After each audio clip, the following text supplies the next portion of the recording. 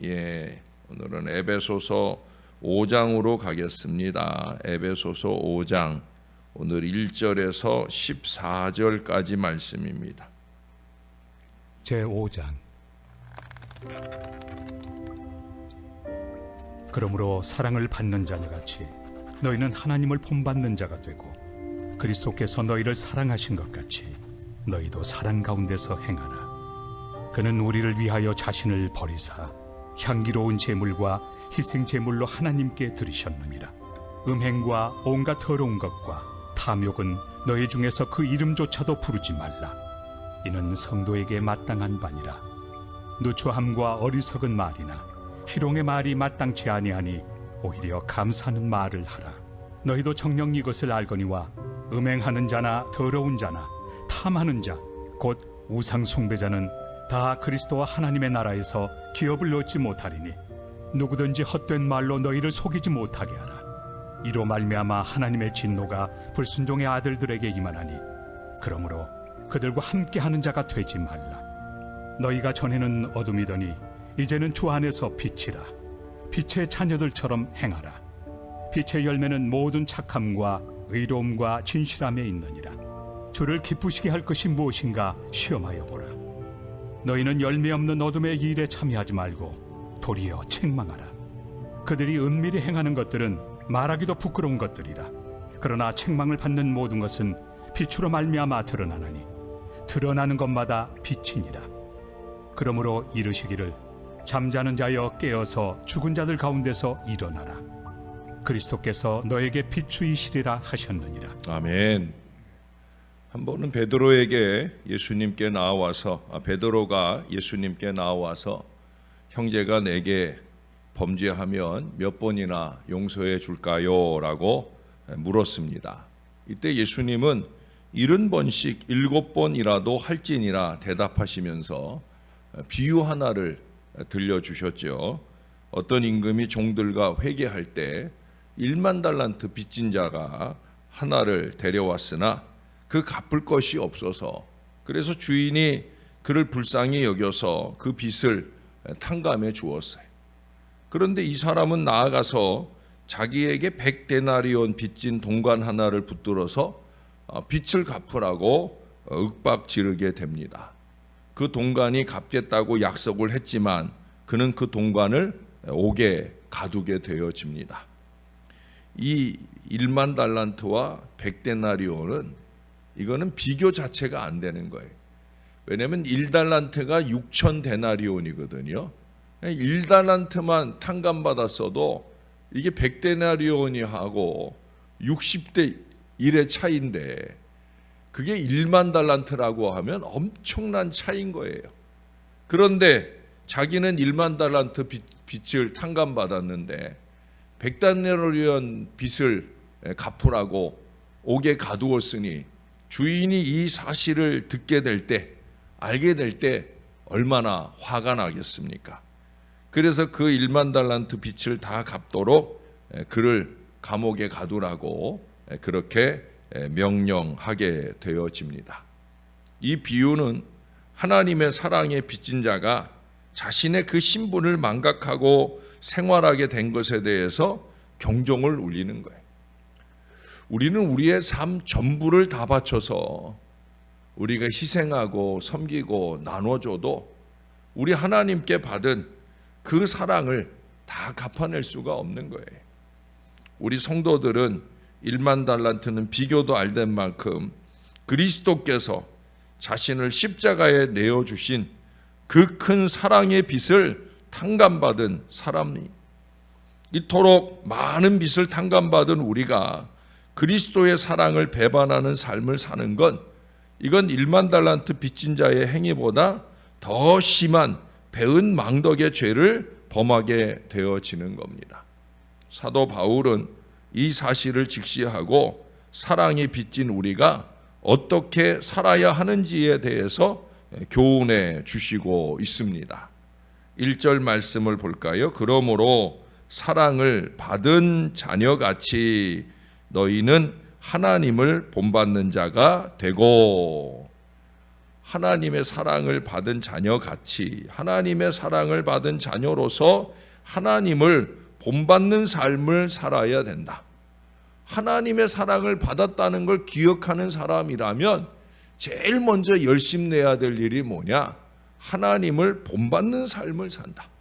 성도가 하나님을 본받는 삶을 산다는 건 직접적으로 성도에게 사랑을 베푸신 사실을 본받는 것이고, 넓은 의미에서는 그 하나님의 성품을 닮아가는 삶을 의미할 거예요. 지난 금요일 저녁에도 말씀드린 것처럼 형상회복, 형통보다 더 중요한 것은 형상회복이라고, 토요일 아침이었군요. 토요일 아침에 죄송해요. 형상회복이라고 말씀을 드렸어요. 하나님의 형상을 회복해가는 이 영부림이 있어야 된다는 거예요. 어떤 의미에서든지 하나님을 본받는 삶은 하나님과 그의 보내신 그리스도를 믿는 믿음 안에서만 가능한 거예요. 그래서 사도 바울은 데살로니가 교회의 성도들이 성령의 기쁨으로 도를 받아서 주님을 본받는 자들이 되었다라는 것을 데살로니가전서 1장 6절에 잘 말씀하고 있어요. 또 그리스도를 본받는 자가 되었기에 그들의 그 좋은 소문이 각처에 퍼졌다는 말씀까지 덧붙여 말씀하고 있어요. 우리가 예수님 잘 본받고 살면 우리가 애써서 전도하고 열을 내지 않아도요, 그 아름다운 소문이 각처에 퍼지는 거예요. 이처럼 하나님을 본받는 삶은 생명의 도를 받아 그리스도를 생명의 주로 고백하는 그 성도들에게 너무나 가능한 일이고 너무나 당연한 일이라는 거예요. 그렇다면 우리는 하나님을 본받는 삶을 어떻게 이해할 것인가를 생각해 봐야 될 거예요. 왜냐하면 하나님을 본받는 삶이라고 하는 이 표현 자체가 약간은 추상적인 개념이기 때문에 이 추상적인 개념이 구체적인 실천 개념으로 설명이 되지 않고는 그러한 삶을 살 수가 없을 겁니다. 그래서 우리는 구체적인 개념을 여기 8절, 9절에서 발견해 볼 수가 있습니다. 바울은 하나님 본받는 삶을 에베소 성도들에게 뭐라고 표현했냐면 빛의 자녀들처럼 행하라라고 권면을 하고 있어요. 그리고 그 빛된 삶의 열매가 뭐냐? 모든 착함과 의로움과 진실함이라고 설명을 했어요. 다시 말해서 모든 선한 것과 의로움 그리고 진실함을 낳을 수 있는 삶이 곧 빛의 자녀의 삶이라는 거예요. 우리가 지난 그 금요일 새벽에 그 앞에 34장 31절 32절 봤잖아요. 31절에 말하는 6가지 버려야 할 것, 모든 악독 모든 악이 이게 벗어버려지고 그 대신에 서로 친절하게 하며 불쌍히 여기며 서로 용서하기를 하나님이 그리스도 안에서 너희를 용서하신 같이 하라. 결국 이 얘기예요. 모든 착함, 의로움, 진실함. 성경은 사실은 목사가 힘든 거예요. 왜 힘드냐? 성경은 똑같은 얘기를 계속하고 있는데 그 얘기를 1년 365일 풀어서 다른 모양으로 말하려니 이게 얼마나 힘든 일인지 몰라요. 여러분도 목사 한번 해보세요. 이게 참 힘든 언어 생활입니다. 그런데 여러분, 이것이 하나님을 본받는 자의 삶이다. 따라서 우리 성도가 하나님을 본받는 삶을 살고자 원한다면 자신의 삶이 하나님 앞에서 참 선하고 의로우며 진실한 것인지를 항상 살펴봐야 됩니다. 다시 한번 정리합니다. 지난 금요일 저녁에 들었던 성령의 책망에 민감한, 여기도 오늘 후반부 11절 이하에 보면 책망에 대한 얘기를 하잖아요. 여기 분명히 그런 얘기를 해요. 책망하라. 목사가 강단에서 하나님 주신 말씀에 의하여 어쩔 수 없이 책망하게 되는 일 해야 되는 거예요. 왜? 우리가 완전하지 못하니까. 책망하라 말씀하잖아요. 근데 그 책망이 목사의 책망이 아니라 누구의 책망이라고 들었어요? 성령의 책망이다. 또 토요일 새벽에 아까도 얘기했던 형통보다 형상, 하나님의 형상 회복, 그리고 우리가 어제 들었던 하나님과의 첫사랑 회복, 이게 다 같은 얘기예요. 다 같은 얘기. 결국 점검되어야 되는 거예요. 앞으로 두어 달 동안 우리는 우리의 하나님의 자녀로서, 하나님의 사랑받은 자로서의 신앙을 점검하고 또 점검해야 됩니다. 자, 그래서 2절에 말씀하잖아요. 그리스도께서 너희를 사랑하신 것 같이 너희도 사랑 가운데서 행하라. 사랑 가운데서 행하라. 예? 그 뒤에 덧붙이는 말이 뭐예요? 그는 우리를 위하여 자신을 버리사 향기로운 제물과 희생 제물로 하나님께 드리셨느니라. 사랑한다는 건 뭐예요? 희생하는 거예요. 희생하는 거. 희생 없이 사랑할 수 없어요. 예? 다윗은 사울 왕의 아들 요나단으로부터 많은 사랑과 은혜를 입었어요. 그는 그 사랑과 은혜를 잊지 않고 그 사랑을 갚기 위해서, 베풀기 위해서 적극적으로 노력했어요. 그는 왕으로서 자신의 위치가 확고히 되어 가자 요나단의 아들을 찾아 나서, 그래서 무비보셋, 살아남은 아들 무비보셋, 왜냐하면 이전 왕족이기 때문에 이전 왕족들이 다 죽이기도 하고 또 죽음을 당하기도 했어요. 그런데 이 무비보셋은 장애를 가진 사람이기 때문에 그래도 살려두었던 모양이에요. 그래서 이 무비보셋을 수소문 끝에 찾아내 가지고 그에게 왕자와 똑같은 대우를 베풀어 줍니다. 뭐예요? 사랑을 갚는 거죠. 바로 이러한 사실이 다윗이 하나님을 경외하면서 사랑에 빚진 자로서의 그 삶을 아름답게 살았던 증거예요. 그는 누구보다 하나님을 사랑했고요, 그 사랑을 가지고 사람들을 사랑하는 사람이었던 것을 우리에게 보여줍니다. 여러분, 하나님의 첫사랑이 가슴에 살아있으면 우리는 그 사랑을 가지고 희생하며 나누어 주어야 되는 거예요. 사도 요한은 형제를 사랑하지 않는 자는 하나님께 속하지 아니했다라고 선포했고요, 말과 혀로만 사랑하지 말고 오직 행함과 진실함으로 사랑하자라고 요한일서 3장에 권면하고 있어요. 사도 바울이 하는 얘기나 요한 사도가 하는 얘기나 김용준 목사가 하는 얘기나 다 같은 얘기예요. 사랑을 실천하자 하는 거죠. 야고보 사도는 실천하는 믿음을 말한 사람이잖아요. 그는 그 야고보서에서 주님을 사랑하는 자에게 하나님의 나라가 약속되어 있음을 거듭 강조합니다. 그러니까 결국 하나님 사랑이나 이웃 사랑이나 이게 별개가 아니라는, 나는 하나님을 뜨겁게 사랑한다 하면서 이웃을 향한 사랑과 희생의 마음이 있지 않다고 하면 그것은 올바른 사랑의 표현이 아니에요. 제가 어제 감사했던 것은, 어제 몽골 선교위에 차량 봉사를 부탁을 했잖아요. 그 부탁하자마자 점심 제가 다 먹고 나서 집에 딱 앉자마자 막 전화도 오고 문자도 오고, 예? 그래서 그 다음부터 오는 헌신의 그 말씀은 제가 벌써 다 사람이 찾다고. 할렐루야. 이게 얼마나 아름다워요. 선교하러 가는 분들도 아름답고, 차량 봉사하는 분들도 아름답고, 또 선교 잘하고 올 수 있게 아름답게 믿음의 후원을 더하는 거, 이게 뭐예요? 이게 다 사랑이에요. 사랑. 하나님 사랑, 이웃 사랑. 이처럼 성도가 사랑을 실천하는 것은 왜 그렇다고요? 그리스도를 통해 엄청난 사랑의 빚을 진 자로서 이거는 마땅히 하는 거예요. 그건 생색나고 할 일이 아니에요. 선교하는 것도, 또 선교를 후원하는 것도, 그 어떤 일이든 사랑을 실천하는 삶은 이것은 생색낼 일이 아니에요. 이건 당연한 거예요. 저와 여러분, 우리 자신의 노력으로만 불가능한 일이죠. 오직 성령의 능력을 통해서만이 우리가 그러한 삶을 자연스럽게 살아갈 수가 있는 거예요. 이에 사도 바울은 사랑을 성령의 은사요 열매라고, 가장 먼저, 가장 큰 은사, 가장 으뜸된 열매로 꼽으면서 가르쳐 주고 있는 거예요. 사랑하는 여러분, 지금도 사랑 많이 하시지만 더 많이 사랑하는 저와 여러분들이 될 수 있기를 바랍니다. 한 가지만 더 꼽아보지요. 4절입니다.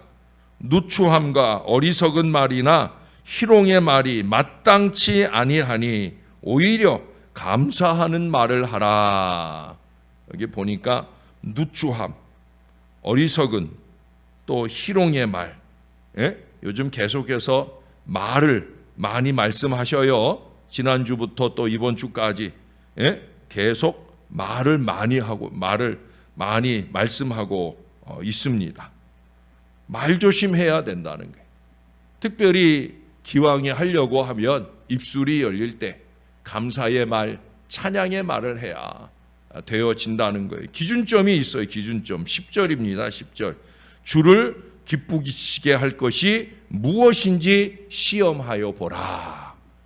여러분, 주를 기쁘시게 하는 건 결국 사람을 기쁘게 하는 거죠. 사람이 기뻐하지 않는 말을 하는 건 그건 주님도 기뻐하지 않는 거예요. 기준점을 분명히 가져야 돼요. 내가 이 말을 하면, 내가 이 행동을 하면 하나님이 기뻐하실까? 이 기준점을 가져야 돼. 사람들이 자꾸 말하지 말라는데도 그거 이겨내고 말하는 건 잘못 말하는 거죠. 기준점을 가져야 됩니다. 주를 기쁘시게.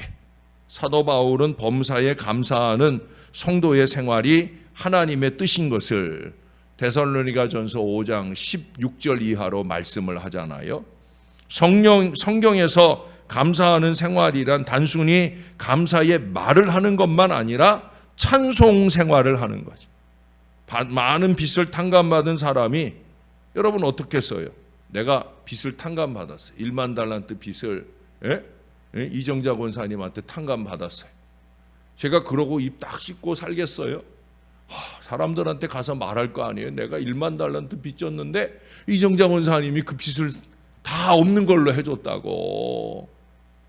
여러분 그렇게 말하지 않겠어요? 여러분들은 안 하는구나. 저는 할 텐데. 빵 한 조각을 얻어먹어도 할 텐데 1만 달란트 빚을 탕감해 줬는데. 결국 전도나 선교는 그런 거예요. 주님이 내게 그 엄청난 빚을 탕감해 주고 날 구원해 주셨으니까 이걸 말하고 이걸 자랑하고 싶어서 안달이 나는 거예요. 이것을 칭찬하고 싶어서 안달이 나는 거예요. 여러분, 우리 하나님은 우리의 부족한 입술을 통해 만입이 내게 있어도 그 칭찬 다하기에 부족하신 우리 주님이신 줄로 믿습니다. 그러니 열심히 찬송하고 열심히 전도하는, 열심히 선교하는 이 생활이 너무나 당연한 거예요. 이스라엘 백성들이 출애굽시킨 하나님의 사랑과 은혜를 망각하고 조그마한 고난 앞에서 하나님을 원망했듯이 우리 역시 하나님의 그 사랑과 은혜를 망각하며 또한 원망이나 불평의 말을 우리가 자주 하는 어리석음을 범해요. 이건 사랑을 잊어버린 사람이, 첫사랑을 잊어버린 사람이, 하나님이 나를 사랑하신 그 사랑을 안다면 우리는 단 한마디라도 우리는 불평이나 원망, 이 어리석은 말들을 하면 안 된다는 거예요. 이것은 구원하신 하나님의 뜻을 배반하는 어리석은 행위이며 더 나아가 불신앙의 행위입니다. 여러분 오늘 11절 이하에 하는 얘기는 그 열매 없는 말, 그 불신앙의 말을 쏟아놓는 사람들을 그걸 용납하지 말고 책망하라는 거예요. 죄송하지만 저는 가끔 장로님들이, 교인들이 하지 말아야 될 말을 한 거를 가지고 저한테 그렇게 해달라고 요구하시는 경우가 있어요. 그럼 제가 속으로 그럽니다. 아니 그걸 듣고 책망을, 야단을 쳐야지. 그 잘못된 거를 그냥 용납하라고 목사한테 요구할 게 아니라 영적 지도자가 야단을 쳐줘야지. 그걸 뭐 좋은 말이라고 목사한테 와서 전하나 하는 생각을 할 때가 많이 있어. 그건 장로님들만 아니, 여러분들도 마찬가지. 신앙인으로서 말도 안 되는 말을 일삼는 사람들을 야단 쳐주세요. 여기 성경이 분명히 말하고 있잖아요. 책망해도 된다. 열매 없는 어둠의 일에 참여하지 말고 도리어 책망하라.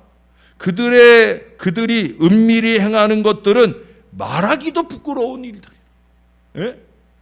여러분, 은밀히 행하기에 말하기도 부끄러운 이런 일들을 여러분 그냥 친하니까 그냥 용납하고 받아주고 그러면 안 돼. 그건 그 사람을 위하는 게 아니라 그 사람을 해하는 거예요. 저는 여러분들을 위하고 여러분들을 사랑하기 때문에 이런 말씀도 드리게 되어지는 거예요. 하나님을 기쁘시게. 이 기준점을 놓치지 말고, 야, 우리가 하나님을 기쁘시게 하려면 그런 말 하면 안 되지, 그런 행동하면 안 되지. 우리가 서로 이 믿음의 권면을 통해 우리가 하나님을 찬송하는 것만 아니라 하나님이 영광 받으시도록 말하고 행동하는 더 풍성한 믿음의 삶을 아름답게 살 수 있게 되기를 바랍니다. 여러분, 우리의 생명 은혜는 아버지 하나님의 은혜입니다. 주님께서 주신 이 큰 사랑의 빚을 우리가 우리의 생에 마치는 때까지 조금씩이라도 내가 갚아볼 수 있는 이 믿음의 노력이 저와 여러분에게 더 넘쳐서 우리 하나님이 영광을 받으시고 또한 우리 주님의 사랑이 우리 부족한 인생들을 통해 더 많이 전파되는 역사가 힘있게 나타나게 되기를 우리의 구주 되시는 예수님 이름으로 간절히 축원합니다. 우리 하나님 고맙습니다. 오늘도 다시 한번 주의 말씀을 통해 쨍그랑 경종을 울려주시니 감사합니다. 종도 잘못 살고 있었던 것 다시 한번 점검하는 앞으로의 2달을 살려 합니다. 우리 모두가 다 그 마음으로 주 안에 살아낼 수 있게 도와주옵소서. 이만하면 잘 살고 있겠지 착각하지 말게 도와주시고 더 말씀 앞에 서며 더 말씀의 기준점을 가지고 하나님을 기쁘시게 하지 못한 우리의 어리석은 말과 행동을 다시 한번 점검하고 내려놓게 하여 주옵소서. 조금이라도 악의와 악독, 아니 하나님을 기쁘시게 하는 이 기준점에 어긋나는 일들이 있었으면 다 내려놓게, 다 벗어버리게 주님 우리를 도와주시옵소서. 이 에베소서, 빌립보서, 골로새서, 빌레몬서, 옥중서신에 그 주옥 같은 하나님의 말씀을 새겨 들으면서 우리가 점검에 점검을 더하고 하나님의 사람, 성령의 사람, 하나님의 사랑을 세상 가운데 나타나는 사람으로서의 믿음의 삶을 아름답게 살아내는 우리 모두가 되게 하여 주옵소서. 주님 소원하오니 우리만 아니라 우리의 사랑하는 가족들, 우리의 사랑하는 교우들을 이 성령의 은혜로 붙들어 주옵소서. 하나님의 들려주시는 말씀에 귀를 닫을 것이 아니라 더 사모하여 그 말씀을 듣고 내 신앙과 삶에 열심 있는 실천 역사를 이루어가는 하나님 사람들 되어지게 은혜 베풀어 주시옵소서.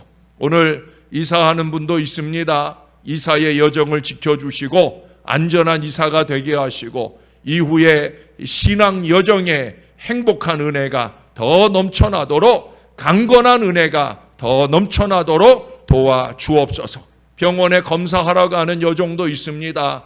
걱정과 염려 속에 가게 될 걸음을 주님 꼭 붙들어 주시고 담대한 믿음으로 나아가게 하시고 우리 하나님 잘못 검사한 것으로 그렇게 진료 결과 나올 수 있도록 역사하시옵소서. 우리 주님이 주의 사랑하는 자녀들 한 사람 한 사람 다 도와주셔서 이 한 달 동안에는 감기조차도 폐렴조차도 크고 작은 모든 어려움들조차도 다 해결받는 은혜의 한 달로 잘 지나도록 승리하리라 주의 이름으로 승리하리라 믿음의 전진을 이어가는 이 한 달이 되도록 축복해 주시옵소서. 감사합니다.